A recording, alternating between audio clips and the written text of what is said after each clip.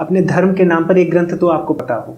तो भगवत गीता बहुत अच्छा ग्रंथ है, क्योंकि उसमें आपको सांख्य और योग दोनों का सार मिलता है। आपको उसमें कर्म सिद्धांत भी मिल जाता है, आपको उसमें पुनर्जन्म का, क्योंकि अगर कोई भी सनातन धर्म का फॉलोवर है तो कितना भी नास्तिक हो, अगर वो अपने आप को सनातन धर्म का, मैं हिंदू नहीं बोल रहा हूँ, हिंदू तो अलग परिभाषा है, अगर सनातन धर्म का अनुयायी है और तो उसको ले दे के पुनर्जन्म, एक सिद्धांत और कर्म सिद्धांत, ये तो मानना ही पड़ेगा, ये फेथ पे मानना पड़ेगा। अब इसका साइंटिफिक जो भी आउटकम है या जो कंक्लूजन है कब आएगा ये नहीं पता है, या हो सकता है कि साइंस इसको प्रूव कर दे कि नहीं भी होता है। लेकिन जो सनातन धर्म का अनुयायी है वो पुनर्जन्म और कर्म सिद्धांत को मानते हुए तो इन्हीं से शुरू करें, पहले कर्म सिद्धांत को समझना शुरू करें आचार्यों से कि कर्म, और कठिन प्रश्न करें कर्म सिद्धांतों पर, पुनर्जन्म को लेकर चर्चा होनी चाहिए, ये है। और अगर दर्शनों में जाना है तो फिर सांख्य, मुझे ऐसा लगता है सांख्य और योग बहुत अच्छे दर्शन है जिनसे आप प्रारंभ कर सकते हैं। लेकिन पहले ये समझ भी तो होना जरूरी है कि दर्शन क्या है।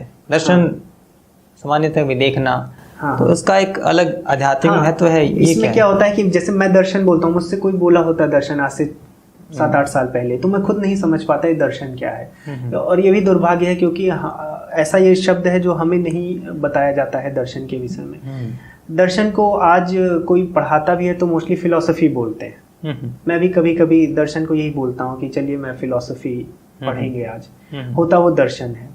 दर्शन और फिलॉसफी वेस्टर्न कॉन्सेप्ट है। जैसे फिलॉसफी अगर आप देखिए तो फिलॉस और सोफिया से आया है।